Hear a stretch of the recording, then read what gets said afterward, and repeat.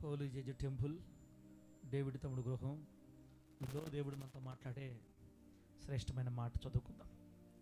31వ కీర్తన, కీర్తనలు గ్రంథం 31వ కీర్తన 19, 20 వాక్యాలు చదువుతాం, లేదా 19వ వచనం. 31వ కీర్తన 19వ వాక్యం. అక్కడేం రాయబడిందంటే,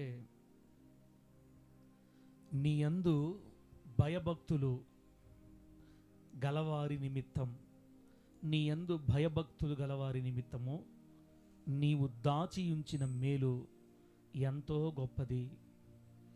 నరుల ఎదుట నిన్ను ఆశ్రయించు వారి నిమిత్తము నీవు సిద్ధపరిచిన మేలు ఎంతో గొప్పది. చదివిన వాక్యాన్ని పరిశుద్ధాత్మ దేవుడు మనందరికీ అర్థమగునట్లుగా బోధించి, వాక్యపు లోతులలో పరిశుద్ధతలో ప్రభు మనల్ని ప్రతిష్ఠించి, పరిశుద్ధుల స్వాస్థ్యములో దేవుడు మనలను భద్రపరిచి, లోకమునకు వెలుగుగా ప్రభు మనల్ని నడిపించును గాక.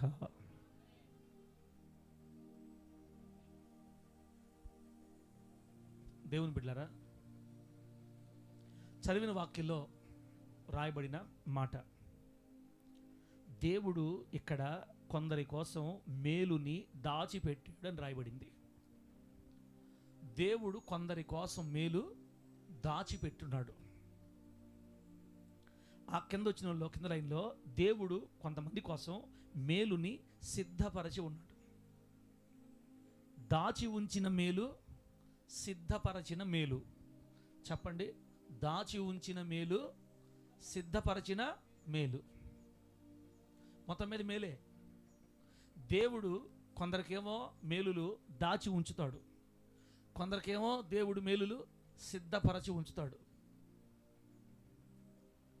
కొన్నిసార్లు మనకి దాచబడిన మేలులు కావాలి, కొన్నిసార్లు మన కోసం దేవుడు వెంటనే సిద్ధపరచాలి, సిద్ధపరచబడి మనకి ఇవ్వాలి. మేలుల్ని సిద్ధపరచి దాచి ఉంచి ఇస్తాడు బిడ్డలకి, తన బిడ్డలకి దేవుడు. ఎందుకు సార్ అంత బాధ ఆయనకి? అంతే. తనను ఆశ్రయించిన బిడ్డల్ని విడిచిపెట్టడం ఆయనకి ఎంతమాత్రం ఇష్టమో ఉండదు. తన బిడ్డని మేలులతో నింపకుండా ఉండటం ఆయనకి ఇష్టం ఉండదు. నీ పిల్లలు బాగుండాలని నువ్వు ఎలా కోరుకుంటావో, నీ పిల్లలు ప్రయోజనకారులు కావాలని, మనకంటే మన బిడ్డలు బాగుండాలని మనం ఎలా కోరుకుంటామో, మనం ఆరాధించే మన దేవుడు కూడా తన బిడ్డలు తన రక్తం పంచుకుని పుట్టిన, లేదా తన రక్తంలో కడగబడి కొనబడిన స్వరక్తం ఇచ్చి సంపాదించుకున్న తన బిడ్డలు మేలులతో నిండి ఉండాలని కోరుకునే ప్రేమగల తండ్రిని ఆరాధిస్తున్నాం మనం. అందుకే మన దేవుడు ప్రేమ స్వరూపి. దేవుడు నా మన మహిమ కలుగును గాక. అంటే ఆయన పిల్లలమైన మనము మేలులతో నింపబడాలి, మేలులు పొందుతూ మేలు అనుభవిస్తూ వెళ్ళాలి. ఒక మాట సమాధానం చెప్పండి. ఒక మనిషి తన జీవితంలో మేలు ఎక్కువ అనుభవిస్తాడా, కీడు ఎక్కువ అనుభవిస్తాడా? బాగా ఆలోచించి చెప్పండి. మన నాన్నలను చూసుంటాం, మనం మన తాతల్ని, ముత్తాతల్ని, నాన్నని చూస్తుంటాం. మన జీవితం కూడా ఇప్పుడు తిమోతనకి ఒక 40 సంవత్సరాలు ఉండొచ్చు, 45 చూశారు. మన నాన్న వాళ్ళు 60 దాకా పోయి ఉన్నారు. నాన్నల దగ్గర నుంచి మనం చూస్తుంటాం. అయితే మన జీవితంలో ఇప్పటిదాకా మేలు ఎక్కువ అనుభవించామా, కీడు ఎక్కువ అనుభవించామా? ఇప్పటిదాకా కీడా? ఎక్సలెంట్గా చెప్పావయ్యా నువ్వు మాత్రం. మా అన్న కీడు ఎక్కువ అనుభవించడం అంటే అర్థం ఏంటంటే, ఎప్పుడు దరిద్రం, ఎప్పుడు బాధలు, ఎప్పుడు కష్టాలు, ఎప్పుడు నిందలు, ఎప్పుడు అవమానాలు, ఎప్పుడు బాధలే. అంటే మేలు అనుభవించడం కంటే కీడే ఎక్కువ అనుభవించినట్టు చెప్తున్నావు నువ్వు. ఒకవేళ నీ లైన్ అదైతే నేనేం చేయలేను. కానీ నాకు తెలిసింది ఏంటంటే, ఒక మనిషి తన జీవితంలో తక్కువ కష్టపడతాడు, ఎక్కువ ఆనందపడతాడు. చెప్పండి, తక్కువ కష్టపడతాడు, ఎక్కువ ఆనందపడతాడు. యోసేపు తెలుసు మనకి. యాకోబు కుమారుడైన యోసేపు ఐగుప్తులో కష్టపడ్డాడు. ఎంతకాలం? 12 ఏళ్ళు. 18 సంవత్సరాలు అప్పుడు అమ్మేశారు అతన్ని. అతను ప్రధానమంత్రి అయినప్పుడు అతని వయసు 30. అప్పుడు ఎన్ని సంవత్సరాలు కష్టపడ్డాడు? 12 సంవత్సరాలు కష్టపడ్డాడు. 18, 12, 30. 12 సంవత్సరాలు బానిసగా, ఒక ఇంట్లో పనివాడిగా తర్వాత కొంచెం ఎదిగితే మళ్ళీ తీసుకెళ్ళి చేయని పాపానికి జైలు వేసేస్తే 12 సంవత్సరాలు మనోవేదన పడ్డాడు. 30 సంవత్సరాలకు దేవుడు యోసేపుని ప్రధానమంత్రిగా లేదా ఆహార శాఖ మంత్రిగా చేశాడు. చనిపోయే వరకు ఇక మరలా యోసేపు వెనక్కి తిరిగి చూడలే. 12 సంవత్సరాల కష్టం, 80 సంవత్సరాల రాజరికం. ఇప్పుడు చెప్పండి, దేవుడి కీడు ఎక్కువ ఉంటుందా, మేలు ఎక్కువ ఉంటుందా మనకి? ఇప్పుడు లైన్లోకి వచ్చారు. అంటే మన పిల్లలు కూడా వారు కష్టాలు పడటం కంటే సంతోషంగా ఉండడమే మనకిష్టం. మన బిడ్డలు కష్టంలో ఉండడం కంటే కూడా మేలులతో ఉండడమే మనం కోరుకుంటాం. మన తండ్రి అంతే, మన దేవుడు అంతే. దావీదుని తీసుకుంటే, దావీదుని రాజుగా సమూయేలు అభిషేకించింది అదే 18 సంవత్సరాలకి. దావీదు గారు రాజు అయింది అదే 30 సంవత్సరాలకి. అప్పుడు దావీదుని ఎన్ని సంవత్సరాలు కష్టపడ్డాడు? 18 నుంచి 30 దాకా ఎంత లెక్కలు నేను మీకు చెప్పండి. 12 సంవత్సరాలే. ఈ 12 సంవత్సరాలు అడవుల్లో, కొండల్లో, లోయల్లో, గుట్టల్లో, చెట్లలో, పుట్టల్లో తిరిగాడు. ఏడ చంపేస్తాడు ఈ రాజు, ఈ మామయ్య, ఈడేంది నన్ను తగులుకున్నాడు అని అడవుల్లో మిన్నల్ని తరిగినట్లుగా, అడవుల్లో కౌజు పెట్టిన తరిమాడంట సౌలు. ఇంటి పట్టును లేకుండా చెట్టల్లో పుట్టల్లో బతికాడు జీవితం. మరి ఆ 12 సంవత్సరాల తర్వాత దేవుడు మొట్టమొదటిసారి దావీదుని హెబ్రోన్లో రాజుగా అభిషేకించిన తర్వాత ఇక తన జీవితంలో చనిపోయేదాకా వెనక్కి తిరిగి చూసుకుందే లేదు. 30 సంవత్సరాలు రాజు అయితే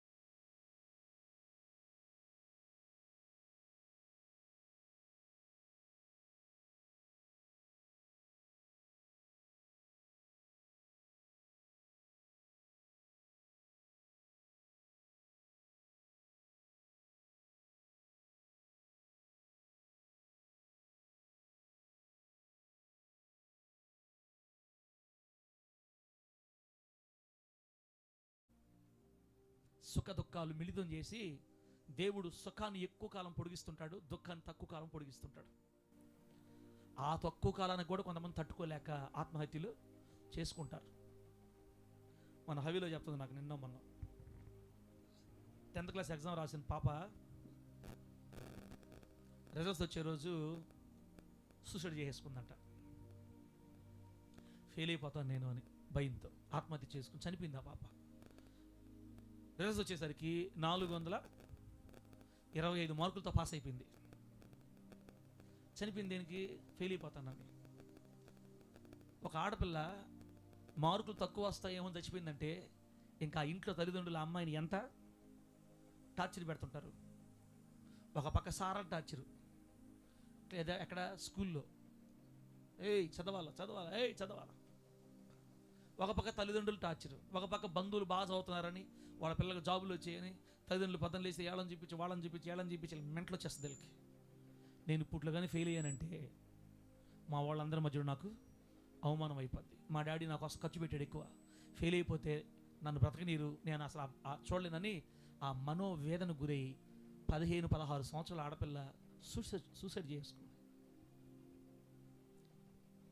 ఆ కీడిని కొంతకాలం కొందరు తట్టుకోలేక సూసైడ్ చేసుకుంటారు.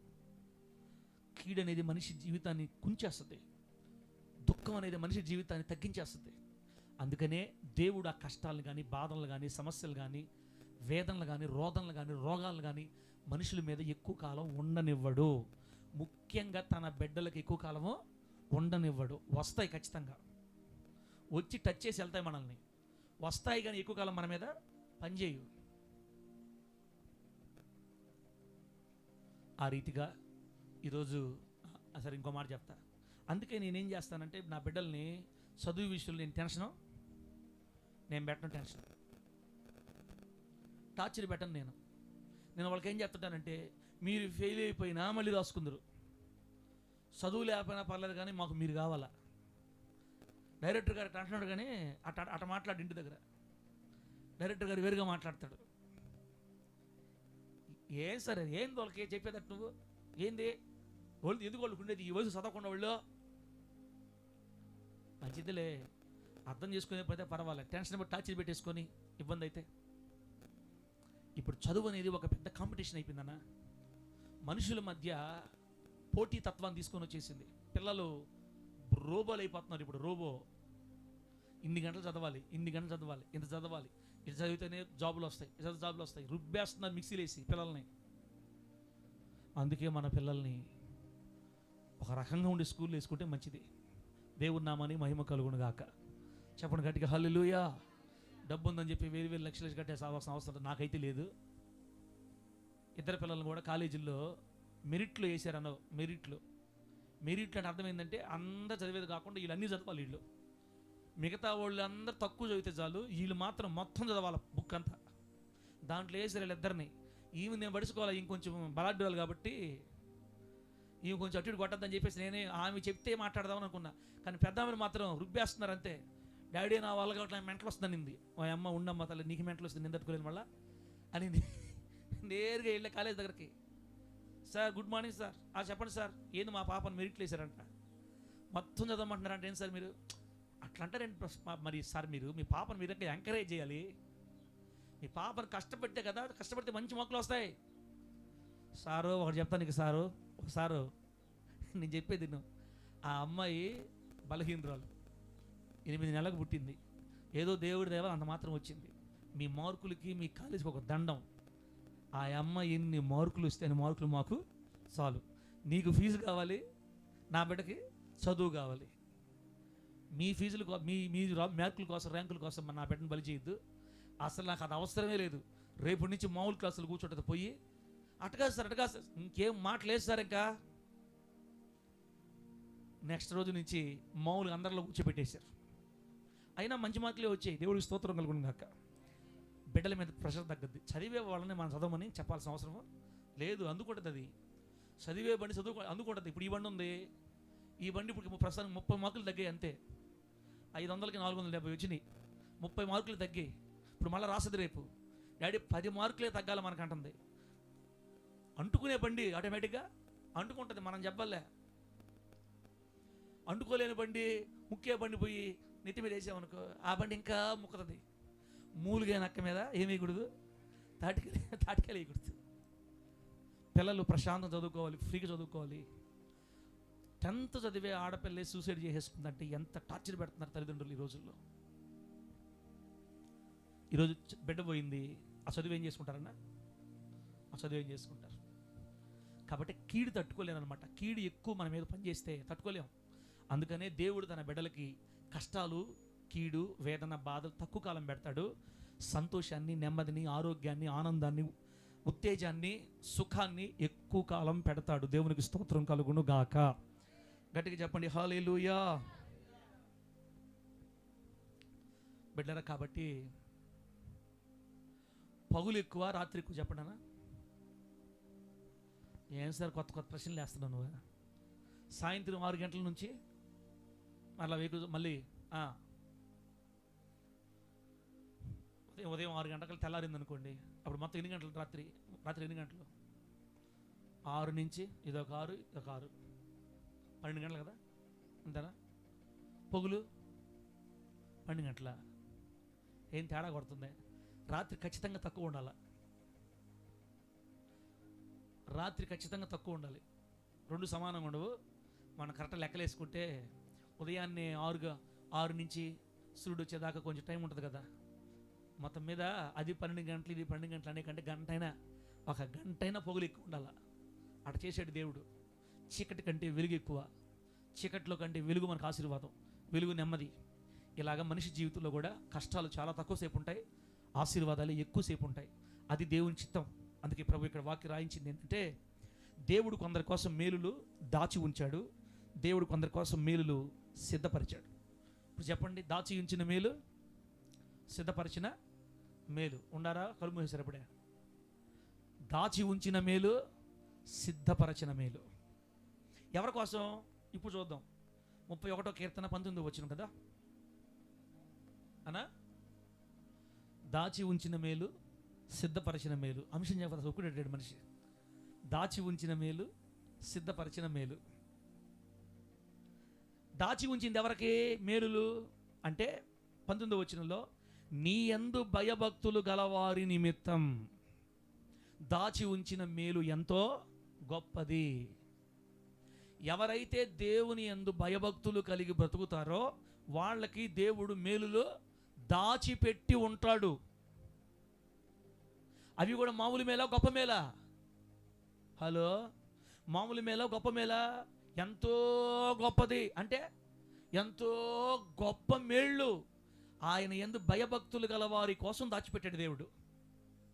ఎవరైతే దేవుని కొరకు బ్రతకాలని ఆశ కలిగి ఉంటారో వాళ్ళ కొరకు దేవుడు గొప్ప మేలులు దాచి ఉంచుతాడు. కొంతమంది అంటారు, సార్ మామూలుగా మీరు చెప్తుంటారు వాక్యాలు విశ్వాసం ఉంటే దీవించబడతామని, మనం ఏదో ఆపోటుకు బతికే పేదవాళ్ళం అయిపోతామే, అంత పెద్ద ఉన్నత స్థాయికి పెద్ద పెద్ద స్థానాలకు మనం ఎట్లా వేస్తాం సార్? అసలు అంత ఉన్నత స్థానాలకు మనం ఎట్లా వేస్తాం సార్? మనం అసలు అది ఎలా కుదురుతుంది? అది ఎలా జరుగుతుంది? మనం ఏదో పేదవాళ్ళమే, ఏదో అక్కడక్కడ కూర్చొని తినేవాళ్ళమే. మనం అంత పెద్ద మేలులు మనకు ఎట్లా వస్తాయి సార్? మనకు అసలు అయ్యా మనుషులకు అసాధ్యం కానీ దేవునికి మాత్రం సమస్తం సాధ్యం. ఎందుకో మీరు నాకు చాలా డల్గా ఉన్నట్టు అనిపిస్తుంది. మనుషులకి అసాధ్యం, దేవునికి మాత్రం సమస్తం సాధ్యం. ఆయన ఏమైనా చేయగలడు, ఏదైనా చేయగలడు. నందిని పందిని చేస్తాడు, పందిని నందిని చేస్తాడు. తర్వాత బండ్లని ఓడలు చేస్తాడు, ఓడల్ని బండ్లు చేస్తాడు. రాజుల్ని బికారులు చేస్తాడు, బికారుల్ని రాజులు చేస్తాడు. ఆయనకు అసాధ్యమైంది ఈ లోకంలో లేనే లేదు. మనం ఆరాధించే దేవుడు సృష్టికర్త. ఆమె చెప్పు గట్టిగా, గట్టి చెప్పు హల్లెలూయా. ఆయన తలుచుకుంటే అద్భుతాల వెంబడి అద్భుతాలు జరుగుతాయి మనకి. అందుకే ఆయన బిడ్డల కోసం కొన్ని మేలులు దాచి ఉంచుతాడు యేసు నామములో. ఆ దాచి ఉంచిన మేలులు ఒక్కసారి నీ మీద పడ్డప్పుడు నీ స్టారు మారిపోతుంటుంది. ఆమేన్, హల్లెలూయా. సెల్ ఫోన్లో గేములు ఆడుతుంటారు కదా, సెల్ ఫోన్లో గేములు అబ్బా దేవుడి స్తోత్రం. సెల్ ఫోన్లో గేములు ఆడుతుంటారు, ఫ్రీ ఫైర్, పబ్జి గేములు ఆడుతుంటారు. ఇట్లా నువ్వు ఎత్తించుకుంటా ఉంటాడు. వాడు నాకు అర్థం కాదు, నాకు ఇప్పటికీ అర్థం కాదు ఆట. రే బాబా రే ఏంద్ర ఏమైపోయిందిరా మీకు? ఎల్రా ఆడ ఎవరు ఉండరు, వాడు ఒక్కడ మరొకడు అరుచుకుంటా ఉంటాడు ఫోన్లో. ఏంద్రా అంటే అక్కడ ఎవరో మాట్లాడుతుంటారంట. వీళ్ళందరూ ఏడాడు చేరి ఇళ్లలో చేరి టీమ్ గారు దాంట్లో ఆడుతుంటారు. రే బాబా ఇట్రా, రే రా ఇట్రారా అని తిట్టుకుంటా ఉంటారు. సరే, ఈ 5గురు కలిసి శత్రువుని చంపుతున్నారు, కాలుస్తున్నారు. ఆ గేములో మనం కనుక గమనిస్తే ఆడేటప్పుడు వీళ్ళకి కొన్ని ఉపకరణాలు, ఆయుధాలు కావాలి కదా. ఆ ఆయుధాలని ఒక దగ్గర కనబడతా ఉంటాయి. ఇంతమందిని కాల్ చేస్తే, లేకపోతే ఇంత పలానా చోటుకి వెళ్తే చిన్న గన్ను కంటే కూడా ఇంకొంచెం పెద్ద గన్ను ఉంటుంది అక్కడ. గేములు నేను అప్పుడు ఆడాను కాబట్టి చెప్తున్నానులే. ఒకప్పుడు నేను ఆడాను కాబట్టి, కంప్యూటర్లు ఆడాను కాబట్టి నాకు కూడా తెలుసు. ఈ కాల్చుకుంటా పోతుంటే అల్లంత దూరంలో పెద్ద తుపాకి కనపడుతుంటుంది. తొందరగా పోయి మనం దాన్ని తీసుకున్నాం అనుకో, ఈ చిన్న తుపాకి పెద్ద తుపాకి అయిపోద్ది అనమాట. ఈ ఇట్లాగేస్తారే గ్రెనేడ్లు, అవి కనపడుతుంటే ఒక దగ్గర పరిగెత్తుకుంటూ పోయి దాన్ని చేపట్టుకుంటే గ్రెనేడ్ చేతిలోకి వచ్చేస్తుంది. ఇటు తీసి ఇసిరేసేస్తే పెరిపోద్ది. ఇలా దాన్ని ఏదో అంటారు, అమ్మో అమ్యునేషన్ ఏదో అంటారు దాన్ని. అలా వాళ్ళకి బాంబులు, బుల్లెట్లు, గన్లు దొరుకుతూ ఉంటాయి. అవి తీసుకుంటూ ఉండాలి. ఒక్కొక్కసారి అవతల కాల్చేసారు అనుకో, మనకి హెల్త్ దెబ్బతినిపోతూ ఉంటుంది. హెల్త్ దెబ్బతినిపోతున్నప్పుడు మన మెడికల్ షాప్కి ప్లస్ అని ఉంటుంది, ఆ సింబల్ కనపడుతుంటుంది. అక్కడ పరిగెత్తుకుపోయి దాంట్లో పడ్డామంటే మళ్ళీ హెల్త్ బాగైపోతుంటుంది. ఆడగానే బాగుముందు కాల్చేసారు అనుకో, టేంగా పడిపోతాడు ఇక మనిషి, అవుట్. గేమ్. దేవుని నామానికి మహిమ కలుగును గాక. చెప్పండి గట్టిగా హల్లెలూయా. బిడ్డలారా, అలా గేముల్లో ఎలాగైతే వాళ్ళకి కావాల్సిన ఆయుధాలు, ఆరోగ్యము అక్కడక్కడ కనబడకుండా దాచిపెట్టుంటారో, దేవుడు తన బిడ్డల కోసం కూడా ఎదురుగా కళ్ళకు కనపడినట్టు కాకుండా కళ్ళకు కనపడిన రీతిలో అక్కడక్కడ దేవుడు మేలులు తన బిడ్డల కోసం దాచి ఉంచుతాడు. గడిచి హల్లెలూయా. ఆ మేలు మనకి 2025 సంవత్సరంలో 26 కదితే 2026వ సంవత్సరం మే నెల 5వ తేదీ తగలొచ్చు మనకి. అయితే తగిలిందనుకో టప్పున ఒక మేలు మనకు దొరికేస్తుంది. ఆ తర్వాత మళ్ళీ జూన్లో 2వ తేదీ మళ్ళీ ఇంకో మేలు. ఆ తర్వాత నవంబర్ 28వ తేదీ మళ్ళొక మేలు. ఇలా మన మీదకి అప్పుడప్పుడు ఆయన కొరకు భయభక్తులు కలిగిన వారి కోసం దేవుడు కొన్ని మేలుల్ని, అది కూడా చిన్న చిన్న మేలులు కాదు దేవుడు ఇచ్చేది. ఏ మేలు? ఎంతో గొప్పవి, ఎంతో గొప్ప మేలుల్ని తన బిడ్డలు క్షేమముగా, ఆరోగ్యంగా, సౌఖ్యంగా బ్రతికే నిమిత్తమో ఆయన శక్తి సామర్థ్యాల చొప్పున తన బిడ్డల కొరకు, అనగా ఆయన యందు భయభక్తులతో బ్రతికే వారి కోసం దేవుడు కొన్ని మేలులు దాచి ఉంచుతాడు. అందుకనే మన స్థితిని బట్టి మనం ఎప్పుడు ఫీల్ అవ్వకూడదు. ఆయన ఎప్పుడు ఏం చేస్తాడో తెలియదు, కానీ మన స్టారు మారిపోతుంటుంది యేసు నామంలో. గట్టి చెప్పండి హల్లెలూయా. 2025వ సంవత్సరం ఫిబ్రవరి 2వ తేదీ ఒక పెద్ద గదిలో దొరికింది నాకు నిధి. జనవరి 2 ఫిబ్రవరి 2 ఫిబ్రవరి 2 2025 ఫిబ్రవరి 2 టక్కన అరువులకి వెళ్ళి ఆ మేలు పొందుకునేసరికి ఎర్ర కారు వచ్చేసింది యేసునామములో. ఏమొచ్చింది? ఎర్ర కారు వచ్చింది. అది మందా? అది మనం పొందుకున్న మన శక్తితో పొందుకుందా? కాదు. దేవుడు దాచి ఉంచిన మేలది తన బిడ్డల కోసం, తన సేవకుడి కోసం దాచి ఉంచిన మేలు. ఒక్కొక్కరి జీవితంలో ఒక్కొక్క మేలు. స్కూటీ నిన్న మన తమ్ముడు ప్రేమ్ కుమార్ బైక్ కొన్నాడు. అది ఆ రోజు దేవుడు అతని కోసం దాచి ఉంచిన మేలు. ఇంకోటి కొంటారు, దేవుడు ఇంకోటి ఇస్తాడు, మంచి ఆరోగ్యం ఇస్తాడు. ఇవన్నీ కూడా మనకు కనబడకుండానే దేవుడు మనందరి కోసం గొప్ప గొప్ప మేలు దాచిపెట్టాడు దేవుడు. అయితే మనం చేయాల్సింది ఏంటంటే దేవుని యందు భయము భక్తి కలిగి బ్రతుకున్నట్లుగా మనము మన జాగ్రత్తలో ఉండాలని దేవుడు మనకు చెప్తున్నాడు. దేవునికి స్తోత్రం కలుగును గాక. గట్టి చెప్పండి హల్లెలూయా. నీ యందు భయభక్తులు గల వారి నిమిత్తము నువ్వు దాచి ఉంచిన మేలు ఎంతో గొప్పది. యేసయ్య కోసం భక్తి కలిగి మనం బతికితే, బ్రతకడానికి ఇష్టపడితే, ఆయన అక్కడక్కడ మన కొరకు దాచి ఉంచిన మేలు ఎత్తి మన నెత్తి మీద పెడితే మన స్టారు ఎట్ట తిరగదో తెలియదు, కానీ కొంతకాలానికి ఉన్నత అనుభవాల వైపు తీసుకెళ్ళిపోతాడు దేవుడు మనల్ని. మొదట్లో మన స్థితి చాలా కొద్దిగా ఉన్నా రాను రాను మహాభివృద్ధిలోనికి దేవుడు మనల్ని తీసుకెళ్ళిపోతాడు. దేవునికి మహిమ కలుగును గాక. హల్లెలూయా. మన సుభాషిణం తల్లి గారు ఉన్నారు కదా, సుభాషిణం తల్లి గారు ప్రారంభ స్థితి నాకు చెప్పేటప్పుడు సాక్షులు చెప్పేది. ట్రాక్టర్లకి ఎరువులు ఎత్తే దానికి కూడా వెళ్ళేదంట పాపం తల్లి. స్టార్టింగ్లో పేదరికం, చాలా పొలం పనులకు పోయేది, ఇంట్లో చాలని స్థితిలో ఉండేదంట.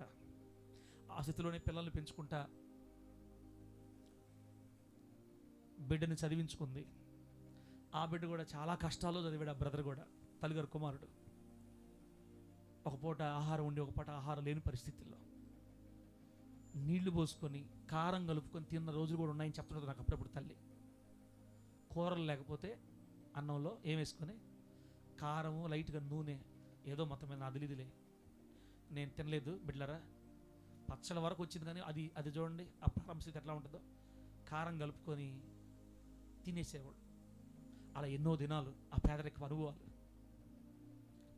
బిడ్డలరా రాను తర్వాత తల్లిగారు దేవుడు నమ్ముకున్నారు, పిల్లలు దేవుడు నమ్ముకున్నారు. ఆ బ్రదర్ కూడా కుమారుడు దేవుడు నమ్ముకున్నాడు. కొన్నిసార్లు బయట రూముల్లో ఉండి చదువుకోవడం కూడా శక్తి లేక దేవుని మందిరంలోనే ఉండి మందిరంలో చిమ్ముకుంటా, మందిరం బాత్రూమ్ కడగతా, మన నెల్లూరులో ఒక చర్చిలో బాత్రూమ్ ఆదివారం అన్ని రెడీ చేసుకుంటా, ఆరాధన రెడీ చేసుకుంటా ఒక 2-3 సంవత్సరాల పాటు మందిరంలోనే ఉండి పరిచర్య చేసుకొని అక్కడ వాళ్ళు పెట్టింది తిని ఒక పూట తిని ఒక పూట తినక 3 సంవత్సరాల డిగ్రీ కష్టపడి చదువుకున్నాడంట. ప్రారంభ స్థితి ఎవరికైనా కొద్దిగానే ఉంటుంది, పేదరికంలోనే ఉంటుంది. కానీ దేవుడు దాచి ఉంచిన మేలులు మన మీదకి వచ్చినప్పుడు అర్థమవుద్దా ఆ ఆనందం మనకి. అలా కష్టపడి చదువుకున్నాడు. తర్వాత పై చదువులు కావాలంటే ఇంకా డబ్బులు ఖర్చు పెట్టాలి, చేతిలో డబ్బులు లేవు. అప్పుడు దేవుడు ప్రార్థన చేసుకొని అడిగితే బెంగళూరులో చిన్న జాబ్ వచ్చిందంట. ఆ జాబు చేసుకుంటానే చదువుకున్నాడు. మళ్ళీ ఆ జాబులో వచ్చిన డబ్బులను జాగ్రత్త చేసుకొని ఆ పై చదువు చదవడానికి దేవుని హస్తం తోడై ఉండగా, దేవుని ప్రేరేపణ బట్టి, దేవుని కృపను బట్టి అమెరికా దేశానికి వెళ్ళాడు పై చదువు చదువుకుందామని. అక్కడికి వెళ్ళిన తర్వాత అక్కడ కూడా కష్టం. ఏదన్నా అప్పుడు పార్ట్ టైం జాబ్ చేసుకుంటా, చదువుకుంటా, నానా కష్టాలు పడి, అక్కడ కూడా ఇబ్బందులు పడి, అక్కడ కూడా బాధలు పడి, మొత్తానికి ఇన్ని సంవత్సరాల తర్వాత ఎన్ని సంవత్సరాలు కష్టపడ్డాడో లెక్క నాకు తెలియదు. కానీ ఇక ఈ రోజు నుంచి చచ్చిపోయేదాకా కష్టమా ఆశీర్వాదమా? స్థిరమైన జాబుని, మంచి శాలరీని దేవుడు ఇచ్చాడు ఇప్పుడు ఆ బ్రదర్కి.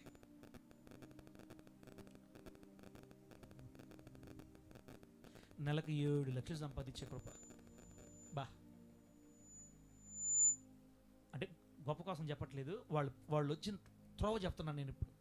వాళ్ళు ఎంత కష్టం అనుభవించారు, ఎంత బాధ అనుభవించారు, ఎంత వేదన దాటొచ్చారు, ఇన్ని అనుభవాలు దాటొచ్చారు, కారం కలుపుకొని తిన్న రోజులు దాటొచ్చారు, ఆ కష్టం, కన్నీళ్ళు, వేదన, బాధ, ఆ దుఃఖం అంతా దాటొచ్చారు. ఈరోజు దేవుడు వాళ్ళ కళ్ళకు అవేవి కనబడకుండా చేసేసాడు యేసు నామంలో.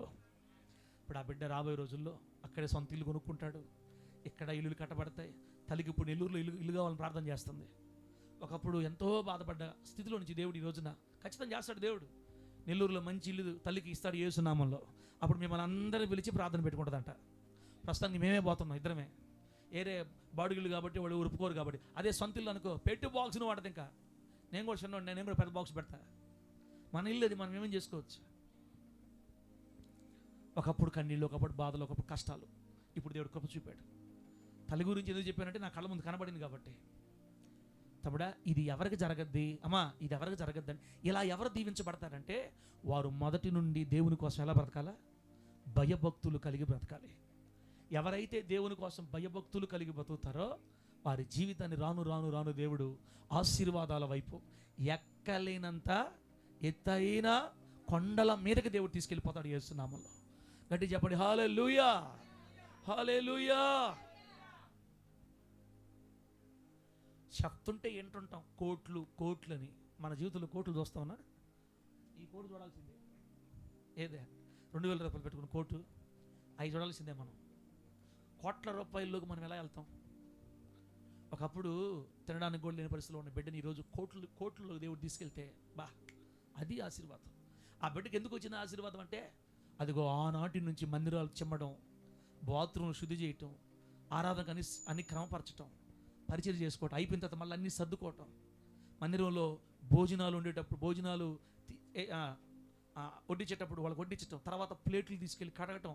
ఇప్పుడు చెప్తుంటా తల్లి, అమెరికాలో కూడా చేస్తున్నా. ఇప్పుడు ఏంది, ఇన్ని లక్షలు సంపాదిస్తున్నా కూడా ఇప్పుడు కూడా అమెరికాలో చర్చిలో బాత్రూమ్ కడతాడంట. చూసా, ఇప్పటికెళ్ళి బాత్రూమ్ కడతాడు. ఇప్పటికీ నెలకు ఒకసారి ఆ మందిలో ఉన్న వాళ్ళందరికీ భోజనాలు తమ్ముడే వండి తీసుకెళ్తాడంట, కారులో పెట్టుకొని. ఇప్పటికి వడ్డిస్తాడంట. అది ప్రారంభం నుంచే పడిపోద్ది బ్లడ్లో రాజా, ప్రారంభం నుంచే పడిపోద్ది. ఇప్పుడుండే క్రైస్తవులు మైకి ఆడ తిరగతుంటుందో ఆడ తిరగతుంటారు, పోయి మైకి చుట్టూ ప్రదక్షిణలు చేస్తుంటారు. మైకి ఆ పక్కకు పోయింది, అటు అటు అటు అటు అటు అటువా, మైకి ఈ పక్కకు పోయింది, అటు అటు అటు అటు అటువా, మైకి ఈ పక్క వచ్చింది, మైకు తగలబడ. ఆశీర్వాదం మైకులో లేదు, ఆశీర్వాదం పరిచర్యలో ఉంది. గట్టి చెప్పండి హల్లెలూయా. బిడ్డలారా, మైకు పట్టుకోవడం తప్పని చెప్పట్లేదు, కానీ ఈ మైకు వల్లే మన ఆత్మీయ జీవితం దెబ్బతినిపోతుంది. ఈ మైకు వల్లే మన జీవితాలు బస్టు పడిపోతున్నాయి. ఈ మైకు వల్లే జరగరానివి సంఘాల్లో జరుగుతున్నాయి. దయచేసి మైకులు పట్టుకోవద్దు, కానీ పరిచర్యను పట్టుకోండి గట్టిగా. పరిచర్యను పట్టుకున్న కుటుంబాలు వదిలివేయబడినట్టు నేను కళ్ళతో చూడలేదు. మైకులో పాటలు పాడిన వాళ్ళు కోట్ల రూపాయలు సంపాదించుకున్నట్టు ఎప్పటిదాకా ఒక్క ఎంటుకు వంటి మనిషిని కూడా చూడాలి. ఇప్పుడు దాకా పరిచర్య చేసిన వాళ్ళని మాత్రం కోట్లలోకి వెళ్ళే వాళ్ళు నా కళ్ళతో చాలామందిని చూశా. మన నవీనన్ ఉన్నాడు అన్న, మన నవీనన్ కూడా చిన్నప్పుడు చద్దన్నం వేసుకొని ప్లేట్లో తినేవాళ్ళు అని చెప్పేవాడు. రోజు చద్దన్నం అన్నమాక ఏం లేదా, బస్సుకి ఛార్జీ లేక నేను ఎనమడుగురు సెంటర్లోకి నడిచి వచ్చేవాడిని. ఇక్కడ అన్న ఊరి కాడి నుంచి మన వెంకటేశ్వరపురం, ఏదది, ఏ బస్సు అది, ఏ కాలేజీ, పాలిటెక్నిక్ కాలేజీ, అక్కడ దాకా నడిచి వచ్చేవాడంట. అప్పట్లో ఛార్జీకి లేక వాళ్ళ ఊరి కాడి నుంచి అంత దూరమా, ఏడకు వచ్చి నడిచి వచ్చి ఆ టౌన్ బస్సు ఎక్కెళ్ళేవాడంట. అది ప్రారంభ స్థితి. మందిరాల్లో భోజనం, అది ఆదివారాలు భోజనం వండుతుంటే అన్నయ్య పోయి ఆ వండే దగ్గర ఉండేవాడంట. వడ్డించినప్పుడు ఏం వడ్డించేవాడు కాదు, కానీ ఎవరెవరు తిని లేచి వెళ్ళిపోతారా, ప్లేట్ ఎత్తేద్దామని మైండ్లో ఉండేవాడంట. అట్లే ప్లేట్లు ఎత్తుకెళ్ళి ఆడేసేవాడు. ఒకసారి ప్లేట్లు కూడా ఇవన్నీ చెప్తుంటే ఏందిరా నాయన ఇటు కూడా చేస్తారా అనిపిస్తుంది నాకు. వాళ్ళు అక్కడి నుంచి లేచారు. అంతెందుకు, ఇప్పుడు మన మందిరంలో కూడా ఒక్కొక్క ఆదివారం వచ్చేస్తారు, అక్క అన్న ఎదురు వచ్చేస్తారంట. అక్క ఈ ఒక్క ఆదివారం ఛాన్స్ మాకు ఇవ్వండి, మేము బాత్రూమ్లు కడిగేసి వెళ్ళిపోతాం. ఆశీర్వాదం బాత్రూమ్ కడిగే దాంట్లో ఉంది, డేవిడ్ మైకుల్లో లేదు. బాత్రూమ్లు కడిగి మందిరాలు తుడిచేసి వెళ్ళిపోతారు. మనం రాకముందే. ఈరోజు వాళ్ళని కోట్లలోకి తీసుకెళ్ళిపోయాడు దేవుడు. కోట్లు. బెంగళూరులో కొన్న ఇల్లు 2 కోట్లు అని చెప్తుంటే కోట్లు ఎట్టుంటాయో. ఈ మైకులు నమ్ముకున్న కోట్లు కాదు కదా, వందలు వేలుకి ఆగిపోతారు అంతే. నిజమక్క. పిల్లలకి దీవెన పరిచర్య. ఆమె చెప్పండి. పిల్లలకే దీవెన.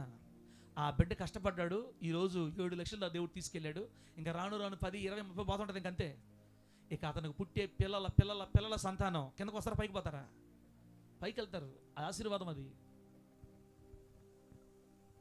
కాబట్టి నా ప్రియమైన దేవుని బిడ్డలారా, ఆయన యందు భయభక్తులు కలిగిన వారి కోసం దేవుడు దాచిపెట్టిన మేళ్ళు ఎంతో గొప్పవి. ఆయన బిడ్డల కోసం దేవుడు కొన్ని దగ్గర దాచిపెట్టి ఉంటాడు. మనం దేవుని కోసం బ్రతకాలను తృష్టపడే కొలది ఆ మేలులు మనకు కనబడతా ఉంటాయి, వాటిని పొందుకుంటూ ఉంటాం యేసు నామములో.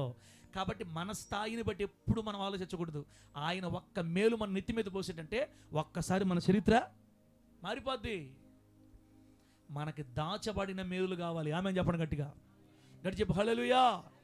దాచబడిన మేలులు మనకే కావాలి. ఆయన కృప చూపితే ఒక్క వ్యక్తి మన మందిరికి వస్తే చాలు, ఎకరా రాసిస్తాడు మనకి యేసు నామములో. ఆమె చెప్పు గట్టిగా. 100 ఎకరాలు ఉండేవాడికి 1 ఎకరా ఏముందనా? 200 ఎకరాలు ఉండేవాడికి 5 ఎకరాలు పెద్ద విశేషమా? సంతకం పెట్టి ఇసి వెళ్ళిపోతాడు అంతే. కట్టుకో పాస్టర్ గారు, దేవుడికి డెక్కే ఉంది, నాకు 200 ఎకరాలు ఇచ్చాడు దేవుడు, తీసుకో 5 ఎకరాలు దేవుడికి. పెద్ద బిల్డింగ్ కట్టి పూర్తి కాకుండా అటు పడిపోయి ఉంది. 2000 మంది పడతారు కూర్చుంటే, మధ్యలో గోడలు గట్ల పిల్లర్లు వదిలేశారు. ఏంది నాకు ఈ కర్మ, ఈ పని పూర్తి కావట్లేదు ఏంది? టక్కన మనకు దొరికాడు. ఏయ్, నీకు 150 బిల్డింగ్లు ఉన్నాయి, ఇది ఎందుకు నీకు ఇచ్చేసే దేవుడు చర్చికే? ఓయబ్బా, వై నాట్? ఐ కమాన్, ఆ పాస్టర్రా నాకు ఎన్నో 150 బిల్డింగ్లు ఉన్నాయి, తీసుకో దేవుడు మందిరికి. టక సంతకాలు పెట్టి రాసి ఎల్లో అడ్రస్ లేకుండా. ఆయన దాచిన మేలులు మన ఎదురుకు వస్తే భూమి ఉంది, నేలలే, స్థలాలేంది, పొలాలేంది, మందిరాలేంది, ఏం జరగో. మనకు అసాధ్యం, ఆయనకి సమస్తం సాధ్యం. ఆయన ఏమైనా చేయగలడు, ఏదైనా చేయగలడు. నందినే పందిని చేస్తాడు, పందిని నందిని చేస్తాడు. ఆయనకు అసాధ్యమైంది ఏమి లేదు నాయన. ఆయన దాచి ఉంచిన మేలులు మీరు పొందినట్లుగా యేసయ్య కొరకు మనం భయభక్తులు కలిగి బ్రతుకుదుముగాక. నేను దేవుని కోసం బ్రతకాలి అనే తపన నీకుంటే అక్కడక్కడ నీ కొరకు దాచిపెట్టిన మేలులు నీ నెత్తి మీద వేస్తాడు దేవుడు అంతే. రెండోది, సిద్ధపరిచిన మేలులు ఎవరికి? అక్కడే చూడండి, 31వ కీర్తన 19వ వచనం 2వ లైన్ చూడండి. నరుల ఎదుట నిన్ను ఆశ్రయించు వారి నిమిత్తం నీవు సిద్ధపరిచిన మేలు ఎంతో గొప్పది. దేవుడు కొందరికి మేలులు సిద్ధపరిచి ఉంచుతాడు. ఎవరాళ్ళు? నరుల ఎదుట దేవుణ్ణి ఆశ్రయించే వారికి. ఆమెన్, ఆమెన్, హల్లెలూయా. దేవుడికి వీళ్ళంటే చాలా ఇష్టం. దేవుడికి వీళ్ళంటే చాలా ఇష్టం. ఎవరిళ్ళు? నరుల ఎదుట దేవుణ్ణి ఆశ్రయించేవారు. అంటే పొద్దున లేస్తే మనుషుల ముందు వీళ్ళు ఏం చెప్తుంటారంటే, దేవుడు ఉన్నాడు లెక్క, నా దేవుడు ఏ రోజుకైనా చేస్తాడు లెక్క, ఆయన మీద నాకు ఇష్టం, నాకు నమ్మకం ఉందక్క, నా ప్రభు నన్ను ఎప్పుడు మర్చిపోడక్క, ఆయన అన్యాసుడు కాదక్క, ఆయన నమ్మదగిన దేవుడు అక్క, నా కుటుంబాన్ని, నా బిడ్డల ప్రభు జ్ఞాపకం చేసుకుంటాడక్క. అమ్మో ఈరోజు ఈ కష్టాల్లో ఉన్నా పర్లేదక్క, ఒకనాడు నా తండ్రి నన్ను జ్ఞాపకం చేసుకుంటాడు ఒక రోజుకి. నరుల ఎదుట ఆయనను ఆశ్రయించే వాళ్ళని ఆయనకి ఇష్టం. మనుషుల ముందు మనం ఎవరి మీద ఆధారపడాలా? రాజా, మనుషుల ముందు మనం ఎవరి మీద ఆధారపడాలి? మనుషుల ముందు మాట్లాడేటప్పుడు మన మాటలు దేవుని మీద ఆధారపడినట్టుగా ఉండాలా. 5 ఎకరాలు నాకు మహా కష్టం, కానీ నా దేవుడికి సమస్తం సాధ్యం. నా దేవుడు నాకు ఇస్తాడు అని నేను మీటింగ్స్కి పోయినా, స్వార్థ కోటాలైనా, ఇంటి ప్రార్థనలైనా, ఆదివారం సాయంత్రాలైనా, 2 3 వాళ్ళ ముందు ఊరికే నేను దేవుడి మీద చెప్తా ఉన్నాను అనుకో, అప్పుడు నన్ను చూసి ఛీ అంటాడా? ఏందిరా నీకు ఇంత ధైర్యం, ఏందిరా నీకు ఇంత, ఒరే ఇంతమంది ముందు నా మీద ఆధారపడుతున్నావు, నన్ను ఆశ్రయిస్తున్నావు, నా మీద నన్ను బట్టి ఇంత ధైర్యం చెప్తున్నావు, నువ్వు నీకు ఇంత ధైర్యం ఎంతో చెట్టొచ్చిందిరా? నేను చేస్తాననే కదా నీకు ఇంత ధైర్యం వచ్చింది. అబ్బా what a wonderful my son, ఇట్లాంటి వండర్ఫుల్ బిడ్డలు కావాలరా నాకు అని ఇలా మనుషుల ముందు, నరుల ఎదుట దేవుణ్ణి ఆశ్రయించే వాళ్ళ కొరకు ఆల్రెడీ సిద్ధపరిచిన మేలు రెడీగా ఉంటాయి. ఆమె చెప్పండి గట్టిగా, గట్టి చెప్పు హల్లెలూయా. కొన్ని దాచిన మేలులు, కొన్ని సిద్ధపరిచిన మేలులు. ఆ సిద్ధపరిచిన మేలులు ఎవరైతే దేవుని మీద ఆధారపడుతుంటారో, ఎవరైతే దేవుని మీద, మనుషుల ముందు ఆధారపడాలి. గుర్తుపెట్టుకోండి ఈ మాట. ఎవరి ముందు ఆధారపడాలి తల్లి? మనుషుల ముందు మనం ఎంత సమస్యనైనా దేవుడి మీదకి నెట్టడం నేర్చుకోవాలా. అక్క ఎట్లా ఎంత భయంకర సమస్య ఉండదక్క, మీరు సార్ ఏందో సార్ ఈ మధ్యకాలంలో మీరు డల్ అయిపోయారు సార్, నాకు అర్థమవుతుంది ఇంట్లో కొంచెం మీకు ఇబ్బందిగా ఉన్నట్టుంది బాగా. అప్పుడు నేనేమన్నాను డైరెక్టర్ గారితో, నేను సహజమేలేనా, మనుషులు ఎట్లయినా కూడా దేవుడు మాత్రం నమ్మదగినోడు. మనుషులు అటు ఇటు అయినా దేవుడు నమ్మదగినోడు. మనుషుల్లాగా దేవుడు మర్చిపోడు కాదు. దేవుడు ఉన్నాడన్నా, దేవుడు మళ్ళీ మారుస్తాడు, అంతలోకి మార్చాలి ఆయనకి. ఒక్క నిమిషం ఎట్టే చెప్పాను నేను అన్నతోటి. ఆయన కలగజేసుకోవాలన్నా మనకు మనుషులు తింది, ఆయన కలగజేసుకుంటే చరిత్రలు మారిపోతాయి యేసునామములో అని చెప్తుంటాం. చెప్పాలి మనం. నరుల ఎదుట దేవుణ్ణి మనం ఆశ్రయించాలి. నాకు దేవుడు ఉన్నాడు, నాకు దేవుడు చేస్తాడు, ఆయన కాకపోతే నాకు ఎవరున్నారు, ఆయన ఖచ్చితంగా జ్ఞాపకం చేసుకుంటాడు. మన మాటలు ఇట్లా ఉంటే నరుల ముందు దేవుని మీద ఆధారపడే వాళ్ళ కోసం మన దేవుడు కొన్ని మేలులు సిద్ధపరచి ఉంచుతాడు. ఆ సిద్ధపరిచిన మేలులు మన నెత్తి మీద పోస్తే మన స్టారు తిరిగిపోయి సుబ్బిగాడు సుబ్బరాజు అయిపోతాడు యేసునామములో. అంతే. ఏదో డైలాగ్ కొడుతున్నాను, అలా డైలాగ్ ఇది, ఏ డైలాగ్ అని కానీ సుబ్బిగాడు సుబ్బరాజు గారు అని పిలుస్తారంట. డబ్బుంటే పిలుస్తారని ఆ పాట, డబ్బుంటే పిలుస్తారని, గౌరవం వస్తుందని. మనకు యేసై ఉంటే మన గౌరవం మారిపోద్ది యేసునామములో. పచ్చ నోట్లు మన చేతుల్లోకి రావాలంటే మనకు దేవుడు దయ ఉండాలా. మన స్థితిగతులు మారాలంటే మనకు దేవుడు కృప చూపాలా. మన బ్రతుకులు మార్చబడాలంటే మనకు దేవుడు కృప చూపాలా. మన బ్రతుకులు మార్చబడాలి, ఆయన మన మీద కృప చూపాలంటే నరుల ఎదుట దేవుణ్ణి ఆశ్రయించాలా. నా దేవుడు నన్ను దర్శిస్తాడక్క, నా దేవుడు నా కుటుంబాన్ని దర్శిస్తాడు తల్లి, నా భర్తను ఖచ్చితంగా నా ప్రభు మారుస్తాడు, ఈరోజు నా పరిస్థితులు ఉన్నాయి, నా ప్రభు ఏనాడికి నన్ను జ్ఞాపకం చేసుకుంటాడు, నన్ను నా దేవుడు అన్యాయము చేయడు, నా బిడ్డలు ఖచ్చితంగా బాగు చేస్తాడు, నా బిడ్డలు వృద్ధిలోకి వస్తారు, నా బిడ్డలు ఉద్యోగస్తులు అవుతారు, నా బిడ్డలకు అన్యాయం నా దేవుడు చేయడు, నా ప్రభు నన్ను లేవనెత్త నమ్మకం నాకుంది అని మనుషుల ముందు దేవుని మీద ఆధారపడాలి. కొందరికి బిల్డప్ అటు చెప్పుకోకూడదు సార్, మనమా జరగకముందు ఏది చెప్పుకోకూడదు, జరిగిన తర్వాత చెప్పాలా. బా భలే చెప్తున్నారు ఇలా, ఎంత మంచి మాట చూడండి. జరిగిన తర్వాత నువ్వేం చెప్పే దారి మీద దానయ్య కూడా చెప్తాడు. డైరెక్టర్ గారు ఉండవా లేవా, దారిని పోయే దానయ్య జరిగినప్పుడు దారి పోయే దానయ్య కూడా చెప్తాడు. జరిగితే నువ్వేం చెప్పేది పెద్ద. జరగకముందే మనుషుల ముందు మనం దేవుని మీద ఆధారపడాలా. నరుల ఎదుట, ఎంత మంచి మాట ఆ మాట, నరుల ఎదుట నిన్ను ఆశ్రయించు వారి నిమిత్తం. అబ్బా, నరుల ఎదుట దేవుణ్ణి ఆశ్రయించే వాళ్ళ నిమిత్తం యెహోవా దాచి ఉంచిన మేలు ఎంతో గొప్పది. అందుకే నేను యేసయ్యని ఇరికిచ్చేస్తుంటా అప్పుడప్పుడు. అవునా కదనా? ఇప్పుడు మీరు 4 లైన్లకు రండి. యేసయ్యని ఎందుకు ఇరికిస్తానంటే నేను ఈ వాక్యాలు బట్టే. సంఘం అందరూ ముందు పెద్ద బొమ్మ పెట్టి టీవీలో ఇదే మన మందిరం రాబోయే రోజుల్లో. అప్పుడు కొంతమంది ఏమనుకుంటారంటే మా సార్కి పిచ్చి ముదిరిపోయింది, పిచ్చి స్టార్టింగ్ పిచ్చి కాదు ఇది, స్టార్టింగ్ పిచ్చి కాదు, ముదిరిపోయిన పిచ్చి. నువ్వు సైలెంట్లో పెట్టుకోండి, ఏం నువ్వు ఈ పిచ్చి ముదిరిపోయిన పిచ్చి. పాస్టర్ గారికి ఏంది పెద్ద బిల్డింగ్ పెట్టి అది మందిరం అంట, 2000 మంది అంట, అంత ఈజీగా ఉందా అంటుంటారు మనుషులు. మనుషుల ముందు మనం ఎవరిని ఆశ్రయించాలా? మనుషుల ముందు ఎవరిని ఆశ్రయించాలా? నా దేవుడు చేస్తాడు అని చెప్తుండాలా. అట్టోలంటే దేవుడికి మహా ఇష్టం. అలా చెప్పాలన్న గుండెల్లో దమ్ముండాలా. దమ్ముండే వాళ్ళే చెప్పగలుగుతారు. పొద్దున్న లేస్తే గడగడగడ వణిగిపోయేవాళ్ళు. ఏమనుకుంటారు, ఏమోలేమ్మో రేపు ఏదైనా జరగకపోతే ఏమనుకుంటారు, అవమానం వచ్చేస్తుంది దేవుడికి. దేవుడికి అడొచ్చేది అవమానం నీకు వచ్చేస్తుంది ఫస్ట్, అందరికంటే ముందు. దేవుడికి అవమానం రాకముందే వచ్చేస్తుంది, నువ్వు ఫీల్ అయిపోతున్నావు. తన నామానికి ఆయన అవమానం తెచ్చుకుంటాడా? చెప్పండి, తెచ్చుకుంటాడా?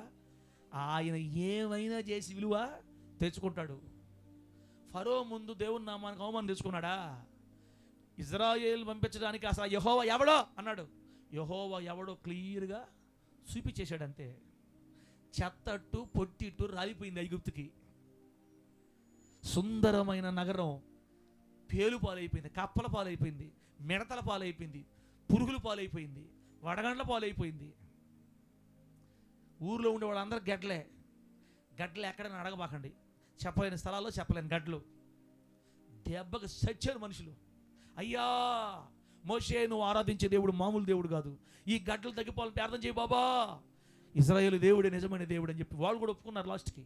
యెహోవా ఎవడని దానికి అంతవరకు వాళ్ళు చూడని కొత్త సినిమా చూపించాడు దేవుడు వాళ్ళకి. ఆనాటి ప్రపంచాన్ని ఏలే రాజునే సింహాసనాలు కదిలించి మోషేని ఇశ్రాయేలుని రోషంగా సైన్యము మాదిరిగా ఒక మందలాగా బయట నడిపించుకొని తీసుకొచ్చిన మహాగణుడిని దేవుడు ఈ అల్పుడికి నెల్లూరులో 5 ఎకరాలు ఈలేడా? ఇస్తాడా? ఈలేడా? భూమి ఎవరి సొత్తు? ఎవరి సొత్తు? మా నాయింది భూమి, మా డాడీ, నా డాడీది ఇది. నా డాడీది అంటే నాదే కదా. 5 అంటే నేను ఇంకా తక్కువ అడుగుతున్నా. ఎంతైనా అడుక్కో, నీకు పవర్ ఉండాలి కానీ, నీకు విశ్వాసం ఉండాలి కానీ, రాసిస్తాడు నీ పేరు మీద యేసు నామములు. అంతే. గడి చెప్పు హల్లెలూయా. అది చూసి చచ్చిపోవాలి మనం యేసు నామములు. ఆమేన్ చెప్పండి. ఒకప్పుడు కారం కలుపుకొని తిన్న కుటుంబాన్ని ఈ రోజున ఇంత ఉన్నతంగా దీవించిన నా దేవుడు, ఒకప్పుడు పేదరికంలోని బిడ్డలు ఈరోజు ఎంతగా లేవనెత్తిన దేవుడు, నీ కుటుంబాన్ని నా కుటుంబాన్ని దేవుడు లేవనెత్తుతాడు. కారణం ఏంటంటే ఆయన మేలులు మన కొరకు సిద్ధపరిచి దాచి ఉంచి ఉన్నాడు. టైం వచ్చినప్పుడు దాచిన మేలు నీ నెత్తి మీద పడతాయి, టైం వచ్చినప్పుడు సిద్ధపరిచిన మేలు నీ చేతుల్లోకే వచ్చేస్తాయి. మనం కష్టపడే తక్కువ, ఆనందించేదే ఎక్కువ. కష్టాలు, కన్నీళ్లు, వేదన, దుఃఖం తక్కువ కాలం ఉంటాయి. సమృద్ధి, నెమ్మది, ఆశీర్వాదం, విడుదల ఎక్కువ కాలం ఉంటుంది. ఆ రీతిగా మన దేవుడు మనల్ని నడిపించును గాక. గట్టి చెప్పండి హల్లెలూయా. ఇప్పుడు చెప్పండి, దాచి ఉంచిన మేలు, రెండోది సిద్ధపరిచిన మేలు. తన బిడ్డల కోసం దేవుడు కొన్ని మేలు దాచి ఉంచాడు, కొన్ని మేలులు సిద్ధపరిచి ఉంచాడు. ఇదే పదాలు పెట్టి ఒక పాట రాసాం మనం. ఇదే పదాలు పెట్టి ఒక పాట రాసాం. తమ్ముడా రిధం ఉంటుందా? రిధం పెడతావా? ఏం పాట మాదే? నరుల ఎదుట నిన్నాశ్రయించిన వారి కొరకు సిద్ధపరచిన మేలు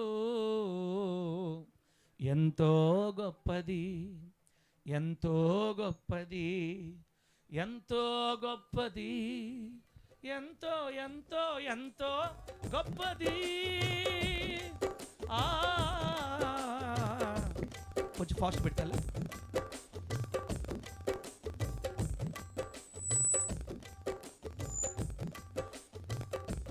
యెహోవా 117 ఇంకా ఫాస్ట్ పెట్టాలి. షెడ్యూల్ రెడీ అయిపోయింది పో. యెహోవా సర్వభూమికి రాజా నీవు. తల క్వాలిటీ రావట్లేదే. నిత్యము ఫోన్లో తగ్గించుకొని దాంట్లో పెట్టాలి. ఫోన్లో తగ్గించి దాంట్లో పెట్టి యెహోవా సర్వభూమికి. తల వేరే టైప్ లేదా? ఇంకో టైప్ లేదా? రిధం. నీవు నిత్యము సింహాసనాసీనుడవు యెహోవా సర్వభూమికి రాజా నీవు నిత్యము సింహాసనాసీనుడవు నీతిమంతుల సంరక్షకుడా సర్వలోకనాథుడా నీ నామస్మరణ తరతరములుండును ఫోన్ సౌండ్ కొంచెం పెడతారా. నీ యందు భయభక్తి గల వారి కొరకు దాచి ఉంచిన మేలు, నరుల ఎదుట నిన్నాశ్రయించిన వారి కొరకు సిద్ధపరచిన మేలు ఎంతో గొప్పది, ఎంతో గొప్పది, ఎంతో గొప్పది, ఎంతో ఎంతో ఎంతో గొప్పది. యెహోవా సర్వభూమికి రాజా, నీవు నిత్యము సింహాసనాసీనుడవు, నీతిమంతుల సంరక్షకుడా, సర్వలోకనాథుడా, నీ నామస్మరణ తరతరములుండును. నీ యందు భయభక్తి గలవారి కొరకు దాచి ఉంచిన మేలు, నరుల ఎదుట నిన్నాశ్రయించిన వారి కొరకు సిద్ధపరచిన మేలు ఎంతో గొప్పది, ఎంతో గొప్పది, ఎంతో గొప్పది, ఎంతో ఎంతో ఎంతో గొప్పది. యెహోవా సర్వభూమికి రాజా, నీవు నిత్యము సింహాసనాసీనుడవు. హల్లెలూయా, హల్లెలూయా, హల్లెలూయా, హల్లెలూయా.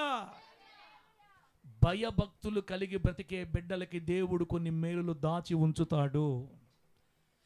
ప్రజల ముందు ప్రతి విషయంలో దేవునిని ఆశ్రయించే వాళ్ళకి కొన్ని మేలులు దేవుడు సిద్ధపరచి ఉంచాడు. నీ కష్టం తక్కువ ఉండాలి, దేవుని ఆశీర్వాదం మనకే ఎక్కువ ఉండాలి. ఇస్సాకు ఆ సంవత్సరం విత్తనము వేసి ఎంత ఫలం, ఎంత ఫలం, ఎన్నంతల ఫలం, 100 ఫలం. మన కష్టం తక్కువ, దేవుడి ఆశీర్వాదమో ఎక్కువ ఉండాలా. అలా ఉండాలంటే దేవుని కొరకు బ్రతకాలన్న మనసు మన ఇన్బుల్ట్ బ్లడ్లో ఉండాలి. మనకి నేను దేవుడి కోసం బ్రతకాలి, నేను ప్రభు రాజ్యానికి వెళ్ళాలి, దేవుని పనుల మీద ఉండాలి, సభలకు వెళ్ళాలి, ప్రార్థనలకు వెళ్ళాలి, స్తుతికూటాలకు వెళ్ళాలి, ఆదివారం క్రమంగా వెళ్ళాలి, నా ప్రభుని సేవించాలి, ఆయన కోసం నమ్మకంగా బ్రతకాలి, ఆయన కొరకు నీ భూలోకం ఏదో ఒకటి చేయాలి, తపన, దేవుని యందు భయభక్తులు కలిగి బ్రతకాలన్న ఆశ.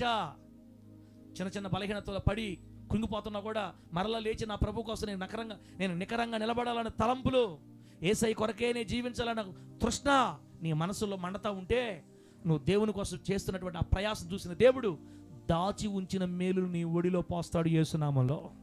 ప్రతి చిన్న విషయానికి ప్రజల ముందు నువ్వు దేవుడినే పొగడుతున్నావు అనుకో, దేవుడి మీద ఆధారపడుతున్నావు అనుకో, నా దేవుడు చేస్తున్న ఊరికే చెప్తున్నావు అనుకో, ఆ మాటలు విన్న దేవుడు సంతోషించి తాను సిద్ధపరిచిన మేలు నీ ఒడిలో పోసేస్తాడు యేసు నామములో.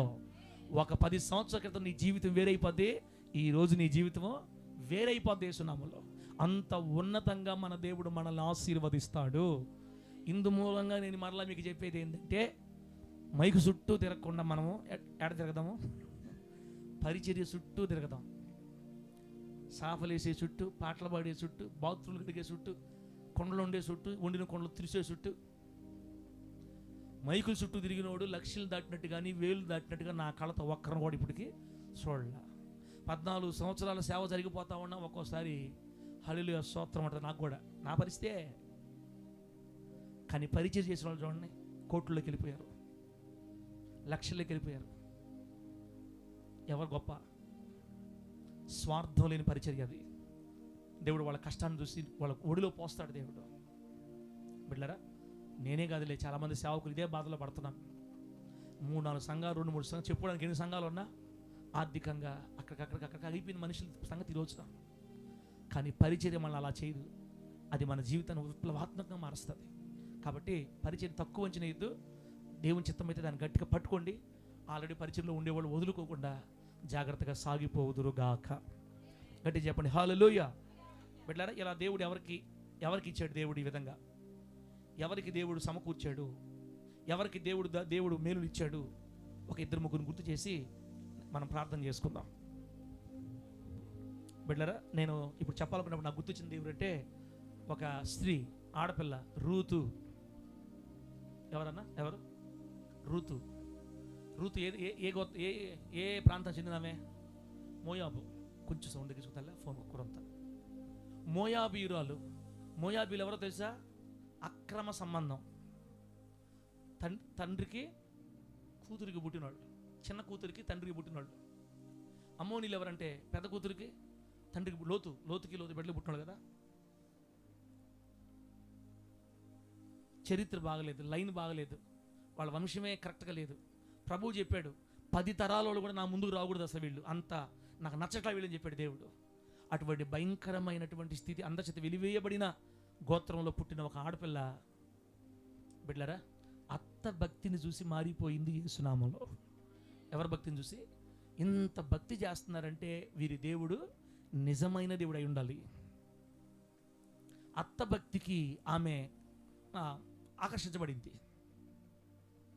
భర్త చనిపోయినా, మామ చనిపోయినా తిరిగి మరలా ఇంటికి వెళ్ళిపోవాలి మైండ్లో రావట్లా. అత్త, నువ్వు నన్ను వెళ్ళమన్నావంటే దేవుడు నీకు తీర్పు తీరుస్తాడు, జాగ్రత్త అంటుంది వాళ్ళు అతనే.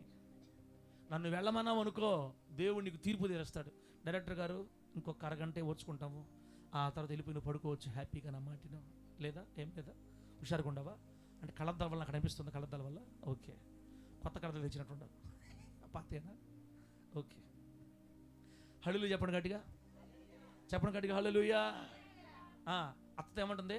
అత్త, నన్ను వెళ్ళమన్నావంటే దేవుడు నీకు ఎంతైనా కీడు చేస్తాడు. చెప్తున్నా, మరణమే మన ఇద్దరిని వేరు చెయ్యాలి. నువ్వు ఎక్కడికి వెళ్తావో నేను అక్కడికే వస్తా. నీ దేవుడే నా దేవుడు, నీ జనమే నా జనం, నీ బంధువులే నా బంధువులు. నువ్వు ఎక్కడ జీవిస్తావో అక్కడే జీవిస్తా, ఎక్కడ చచ్చిపోతావో అక్కడ చచ్చిపోతా. నువ్వు ఎక్కడ సమాధి ఆ మాట ఉంటుందమ్మా, నువ్వు ఎక్కడ సమాధి చేయబడతావో అక్కడనే సమాధి చేయబడతా. మరణమే మన ఇద్దరిని వేరు చేయాలి. అబ్బా, ఏమి తీర్మానం అది! ఏం తీర్మానాలి! నయోమి యేసయ్యకి సాదృశ్యం, రూతు మనకు సాదృశ్యం. మనం కూడా మన దేవునితో ఇట్లా ఉండాలి తీర్మానం. తండ్రి, నేను నీ కోసం బ్రతకాల ఆశ ఉంది తండ్రి. యేసయ్యా, నిన్ను నన్ను మరణమే వేరు చేయాలి. ఏ బాధలు వచ్చినా, ఏ కష్టాలు వచ్చినా నిన్ను నన్ను వేరు చేయకూడదు. నీ మందిరాన్ని నన్ను ఏది వేరు చేయకూడదు. నా ప్రభు కోసం నాకు అన్ని కలిసి వచ్చినా కలిసి రాకపోయినా పర్వాలే, నా ప్రభు నీ కోసమే నేను బ్రతకాలి. మరణమే మన ఇద్దరిని వేరు చేయాలి, మరణమే నన్ను మందిరాన్ని వేరు చేయాలి. ఇలా తీర్మానం చేసుకోవాలా. ఆ అమ్మాయి అట్లా పట్టుకుంది ప్రభువుని గట్టిగా, మరి వాళ్ళ అత్తను గట్టిగా పట్టుకుంది. పేదరికం. ఆ రోజు వెళ్ళి పరిగెరుకొచ్చుకుంటేనే వాళ్ళకే ఆ రోజు గడిచేది. పరిగి ఎవరు ఏరుకుంటారు? డేవిడ్ పరిగి ఎవరు ఏరుకుంటారు? ఉన్నోళ్ళ లేనోళ్ళు. పరదేశులు కొత్తగా ఊరికొచ్చి పనికి కూడా వెళ్ళి పని చేసుకోలేక అవకాశం లేనోళ్ళు ఆ విడిచిపెట్టిన పరిగి ఏరుకుంటారనమాట. చాలా పేదరికం. ఏరుకొచ్చుకుంటేనే వాళ్ళకి ఆహారం. అంతా పోయింది, ఆస్తులు పోయినాయి, మొత్తం పోయినాయి. ఆ అట్టడుగు స్థితిలో ఉన్నటువంటి ఆ యవనస్తురాలు క్రమక్రమంగా దేవుడు ఆమె కోసం దాచి ఉంచిన మేలండి తెలుసా?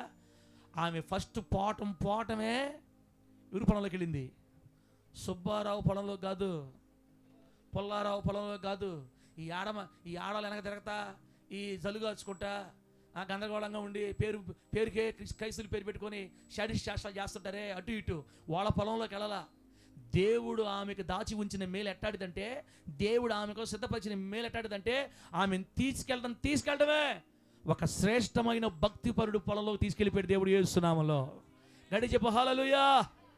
సరైన చోటికి దేవుడే నడిపించాడు రూతుని. మనం కరెక్ట్గా ప్రభువుతో నడవాలని తీర్మానం మనకుంటే, మనం తీసుకునే నిర్ణయాలు కూడా సరైన చోట నడిపిస్తాడు దేవుడు మనల్ని. సరైన చోట నడిపిస్తాడు. అవన్నీ మనకు తెలియదు, ఆయన చూసుకుంటాడు. మనం ప్రభు కోసం నిలబడాలంతే. అంతకుముందు ఎప్పుడు చూడాలి ఆ ప్రేమ, అటు చూపిస్తాడు ఆయన ప్రేమ. అయ్యా, ఏమి తెలిసి నా ఎందుకు దయ చూపుతున్నావు అయ్యా నువ్వు? అయ్యగారు, అయ్యా బోయాజ్ గారు, ఏమి తెలిసి నా మీద దయ చూపుతున్నారు? పరదేశిని, పేదరాల్ని నా మీద దయ చూపుతున్నారు. అన్నం తినేటప్పుడు ఆ అమ్మాయికి అన్నం పెట్టండి రా, నీళ్ళు ఆ అమ్మాయి తాగేటప్పుడు ఎవరు అడగొద్దురా, అసలు ఆ అమ్మాయి వైపు చూస్తే 4 కోస్తా అంటాడు. అంతే ఒకటే మాట. చూసారా? పోవాల్సిన రూట్కి వెళ్ళిపోయింది. ఆ అమ్మాయి వైపు ఎవరో కన్నెత్తి చూస్తే కన్నులు లోడేస్తా అంటున్నాడు. ఏంద్రో మనవాడు మాట్లాడుతున్నట్టు ఏదో తేడా జరుగుతుంది అనుకుంటారు వాళ్ళు కూడా. తేడా ఏమీ లేదు. ఆ అమ్మాయికి దేవుడు ఎంత ప్రొటెక్షన్ ఏర్పాటు చేస్తున్నాడో. పురుషుల అమ్మాయి చూడలేదు, ఇంకా ఒక సేఫ్ జోన్లోకి వెళ్ళిపోయింది. బోయస్ గారు చెప్తున్నారు, అమ్మా నువ్వు ఎక్కడికి వచ్చావో తెలుసా? ఆరోగ్యము గల యెహోవా రెక్కల నీడలోకి వచ్చావు నువ్వు. ఆయన నీకు సంపూర్ణమైన బహుమానం ఇస్తాడు. మీ అత్తకు నువ్వు చేసిందంతా నాకు అర్థమైంది, నాకు తెలిసింది. మీ అత్తను ఎంత బాగా చూసుకుంటున్నావో నాకు తెలిసిందమ్మా. పంట కాలం అయిపోయేదాకా నువ్వు నా పొలాన్ని విడిచి బయటికి పోవద్దు, నువ్వు ఇక్కడే ఉండు, నా పొలంలోనే ఉండు. సాయంత్రం వెళ్ళి అత్తకు అన్ని విషయాలు చెప్పింది. అత్తమ్మ ఎవరో ఇట్లా బోయస్ గారంట, ఆయన చాలా ప్రేమ చూపించాడు అత్తమ్మ, అన్నం పెట్టించాడు, నాకు నీళ్ళు కానిచ్చాడు, ఎవరు నా వైపు చూడొద్దన్నాడు. అత్తమ్మ ఇక్కడే ఉండి ఏ పొలంలో పోవద్దు చెప్పాడు. అత్తమ్మ ఓ కోడలా నీ పంట పండిపోయింది కోడలా. అసలు నువ్వు పోయింది ఎవరి పొలంలోకి తెలుసా? సచ్చిన వాళ్ళకి బతికిన వాళ్ళకి మేలు చేసేవాడు, చాలా మంచి వ్యక్తి. నీకు గుడ్ న్యూస్ చెప్పంటావా? మనలను విడిపించగలిగిన వాడులో అతను కూడా ఒకడు. అంటే అర్థమైంది? ఇప్పుడు నీకు భర్త చచ్చిపోయాడు కదా, నిన్ను మళ్ళా పెళ్లి చేసుకొని నీకు మరలా ఒక వంశం ఏర్పరచడంలో మనకు సహాయం చేసే వాళ్ళలో అతను ఒకడు. దేవుడు నిన్ను సరైన చోట తీసుకెళ్ళాడు. వేస్తున్నాము ఆమె చెప్పగట్టుగా. అతను చెప్పినట్టుగా నువ్వు ఆ పొలాన్ని వదిలి బయటికి పోవద్దు. బా, దేవుని ప్లాన్ చూడండి. సిద్ధపరిచిన మేలులు ఒక్కసారి మన మీద పోస్తే అనాథ పేదరాలు కూడా ఒక్కసారి లేసత పైకి వేస్తున్నాము అంతే. సంవత్సరం కూడా గడవలే. దేవుడు దన్ పరిస్థితులు తిప్పి బోయాజు భారీగా మార్చేసాడు. వేసినామలు అంతే. ఏ పొలంలోకి వెళ్ళి పరదేశిగా పరిగెరుకుందో అదే పొలానికి ఇప్పుడు ఓనరమ్మ అయిపోయింది. దేవుడు స్టార్ ఇట్లా తిప్పితే చాలు స్క్రూ, చరిత్రలు మారిపోతాయి మన జీవితాలు అంతే. రాజా మారవా? రాజా శిరస్సు వస్తున్నాడు. ఊరికే మైకి చుట్టూ తిరగబాక ముగిస్తుంది. నన్ను కదా సార్ అనేది, నన్ను కదా, నిన్ను కాదులే తల్లే, మామూలు చెప్తున్నా. అటు ఉంటుంది. తమ్ముడే సీరియస్ చూడలేదులే, నేను కావాలని నవ్వించడానికి చెప్తున్నాను. ఏ పొలంలోకి ఆమె పేదరాలుగా వెళ్ళిందో అదే పొలం ఇప్పుడు ఓనరమ్మ అయిపోయింది. అది మాత్రమే కాకుండా మరి యేసుక్రీస్తు వారి వంశావళిలోకి దేవుడు ఆ యవనస్తురాల్ని తీసుకొని వచ్చాడు. ఎందుకంటే ఆ అమ్మాయి పెళ్ళి కాకముందు నుంచే తన ప్రవర్తన చాలా జాగ్రత్త కాపాడుకుందంట. ఆమె చెప్పండి గట్టిగా చెప్పు హల్లెలూయా. ప్రవర్తన చాలా జాగ్రత్త కాపాడుకుంది. పెళ్లి కాకముందు నుంచే. పెళ్ళి అయిన తర్వాత ఇంకా జాగ్రత్త కాపాడుకుంది. భర్త చచ్చిపోయిన తర్వాత ఇంకా జాగ్రత్త కాపాడుకుందంట. నీవు నీ భర్త ఉన్నప్పుడు, భర్త చనిపోయినప్పుడు, భర్త లేనప్పుడు కూడా నీవు మొదటి నుండి యవనస్తుల్ని వెంబడించడం మేము చూడలేదు. నిన్ను గురించి మా ఊరి వారందరూ గొప్పగా మాట్లాడుకుంటారమ్మా. నువ్వు అడిగినట్టే నీకు చేస్తా, తనకు టైం కావాలి అని చెప్పి మొత్తం మీద రెడీ చేసి ఆమెను పెళ్లి చేసుకున్నాడు. ఆమె జీవితం అలా ఒక్కసారి టర్న్ అయిపోయింది. ఎక్కడో ఉన్నాడు పేదరికంలోంచి ఒక్కసారిగా ఆమె లేచి ఒక ఉన్నత అనుభవంలోకి దేవుడు ఆమెను తీసుకెళ్ళిపోయాడు. ఆమెని ఆ విధముగా దాచి ఉంచిన మేలు ఆమె నెత్తి మీద పోసి ఒక పేదరాలుగా, ఒక అనాథగా, భర్త చనిపోయిన విధవరాలుగా, ఒక విలువ లేని స్థాయిలో ఉన్న యవనస్తురాలి జీవితాన్ని అంత ఆశీర్వాదకరంగా పుష్పింపజేసిన దేవుడు ఇక్కడ కూర్చుని ఆయన మాటలు మనకి చేస్తాడా చేయడా? దేవుని యందు భయభక్తులు కలిగిన వారి కోసం దేవుడు దాచి ఉంచిన మేలు ఎంతో గొప్పవి. నరుల ఎదుట ఆయన ఆశ్రయించే వారి కోసం దేవుడు సిద్ధపరిచిన మేలులు ఎంతో గొప్పవి. యోసేపును కూడా అలాగే తీసుకెళ్ళాడు దేవుడు. ఎవరూ లేని స్థితిలో ఉన్నటువంటి యోసేపుని, బానిసగా వెళ్ళిన యోసేపుని దేశానికి ప్రధానమంత్రిగా మార్చాడు. ఇట్లాగే పరాయి దేశానికి వెళ్ళింది ఒక ఆడపిల్ల, హదస్సాని ఎస్తేరు కూడా ఇక్కడి నుంచి పట్టుకోపోయారు ఆమెని. వాళ్ళ నాన్న అందరూ పట్టుకెళ్ళారు. బానిసలుగా వెళ్ళారు అక్కడి నుంచి ఆడకి.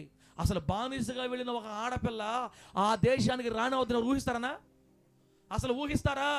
అటువంటి చెయ్యాలంటే సత్తా కలిగిన మన దేవుడు కావాలి. యేసునామంలో చెప్పగట్టిగా హల్లెలూయా. నీ చరిత్ర మారిపోద్ది. కొట్టేదేదో గట్టి కొట్టాలనుకుంటే గట్టి కొట్టలే, అది కొట్టబాకంతే, బతిలాడుకునేదిలే. నా ప్రభు మిమ్మల్ని దీవించును గాక. నీ చరిత్ర మార్చగలిగిన సత్తగల దేవుడు మనకు యేసునామంలో.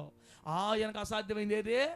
ఏ దేశానికైతే బానిసగా పట్టబడి వెళ్ళిందో ఆ దేశానికి ఆమె రాణిగా మార్చబడింది.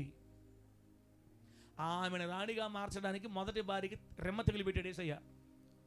మొదటి భార్యకి ఏ తెగులు పెట్టాడు? రెమ్మ తెగులు పెట్టాడు. ఆ రాజుగారికి ఒక ఆశ, నా భార్య అందాన్ని అందరికి చూపించాలని ఆశ ఆయనకి. భర్త పిలిస్తే రాబల్లే. నేను రానని చెప్పు అనిందంట. ఎవరికి? అహష్వేరోషు రాజుకి వష్తి ఫస్ట్ భార్య పేరు.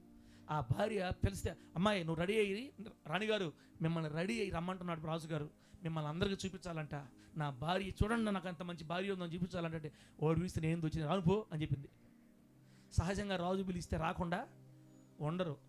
మన సహోదరుని దేవుడు లైన్లో తేవాలి కాబట్టి ఆ మనిషికి రెమ్మ తెగులు పెట్టాడు దేవుడు. ఏం చేసి చేసుకోపోయి రానని చెప్పింది.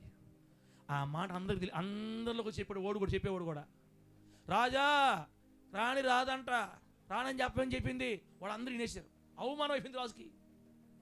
కసకస అందరూ కొడుకుంటున్నారు. ఇది నాటుకున్నారు. రే రే రే ఎందుకు మాట్లాడుకుంటారా? ఏం జరిగింది చెప్పండి రా, ఎందుకు మీరు మాట్లాడకుండా అవమానం అయిపోయింది అంటే ఒకళ్ళు లేచాడు, రాజా ఇప్పుడు నీ భార్య నిన్ను అన్న మాట ఈ సంగతి ఎవరో పోయి మా భార్యకి చెప్తారు, రేపు నా భార్య కూడా నేను అనుకోవాలంటే నా పరిస్థితి మాకు ఎంత అవమానం, అయితే ఏం చేయమంటారా? ఆ మనిషిని రాణిగా ఉండకుండా తీసేయి అన్నాడు. ఒకటే మాట, తీసేయ మనిషిని. మన రాజ్యంలో ఇంకా ఎంతమంది కళ్ళు ఎదుగో అందరినీ తీసుకొచ్చి తోలు కోటలోకి, అందరు రెడీ చేయి, నీకు ఇష్టం వచ్చిన ఒక అమ్మాయిని మళ్ళీ రాణిగా చేస్తే అప్పుడు మా భార్యలందరూ కూడా భయం వస్తుంది. మేము కూడా తేడా కొట్టేమంటే మమ్మల్ని కూడా ఇసురు అవతల పడేసి ఇంకో పెళ్లి చేసుకుంటున్నారు వీళ్ళు, రాజు ఇంకో పెళ్లి చేసుకున్నాడు, మాకు వచ్చేది ఆయన మేము మా భర్తలకు లోబడాలని భయం వస్తుంది మా భార్యలకి. నీ ఇష్టం అన్నాడు. మీరు చెప్పినట్టు చేస్తారా? ఆ మనిషి అయితే తీసాడు, పంపించాడు ఆ మనిషిని. ఆ మనిషిని ఒక ఇంకా అప్పుడు ఎత్తుకులాట స్టార్ట్ చేసి అలా అందమైన కన్నులు తీసుకెళ్ళి కోటలో చేర్చే టైంలో పరిశుద్ధాత్మ దేవుడు మన సిస్టర్ని పెట్టాడు లైన్లో. ఆమె చెప్పండి గట్టి చెప్పు హల్లెలూయా. వేల మంది ఆడపిల్లల మధ్యలో దేవుడు రాజుగారి మనసు ఎస్తేరు మీదకి తిప్పాడంతే. ఎస్తేరు మీద రాజుకు దయ కలిగిందంట. బా ఏం కలిగిందే? ఒక బానిస ఆడపిల్ల ముఖం మీద రాజుకు దయ కలుగు చేసి ఏం చేస్తున్నాడు ఆయనకే తెలియకుండా రాణి కిరీటం ఎత్తుకెళ్ళి కళ్ళు మూసుకొని మొత్తులు అవి పెట్టేశాడు ఆ మనిషి మీద. మన సిస్టర్ని పెట్టేశాడు. మొత్తం నేను అంటున్నానులే, అంత అందవిహీనంగా ఏం లేదు. ఎస్తేరు రాణి మంచి అందగది కదా.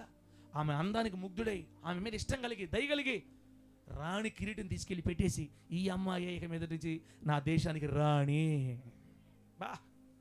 ఆయన గీస్తే స్కెచ్ బానిస పిల్ల కూడా రాణి అయిపోద్ది యేసునామంలో. అందుకే చెప్తున్నాను నేను, మన స్థితిని బట్టి మీరు ఇప్పుడు టెన్షన్ ఫీల్ అవద్దు. మన దగ్గర లేదు, మన పేదవాళ్ళవి అనబాకండి. ఆయన దగ్గర అన్ని ఆలోచన సిద్ధంగా ఉంటాయి. నరుల ఎదుట యెహోవాను ఆశ్రయించు వారి కోసం దేవుడు సిద్ధపరిచిన మేలు ఎంతో గొప్పవి. ఆయన ఏది చేసినా మన బతుకు దీవించబడతాయి తమ్ముడా.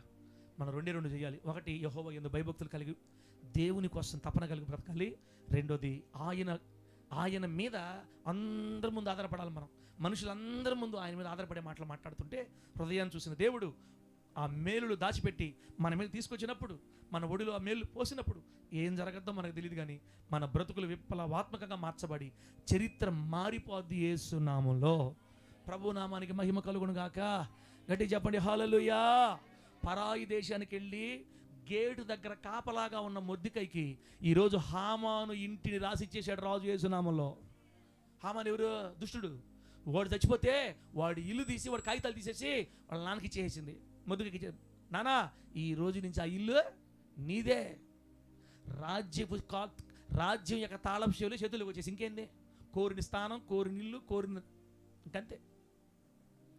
ఎక్కడో ప్రారంభించబడిన జీవితాలు ఎక్కడికో వెళ్ళిపోయాయి.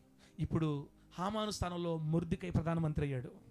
రాజుగారి దగ్గర ప్రధానమంత్రి మొర్దెకై, ఈ పక్క కూతురు రాణి, ఈ పక్క నాన్న ప్రధానమంత్రి. ఇంక చూసుకో రాజ్యం పెట్టడంతో యూదులకు బహుఘనత కలిగిందంట ఆ రోజుల్లో.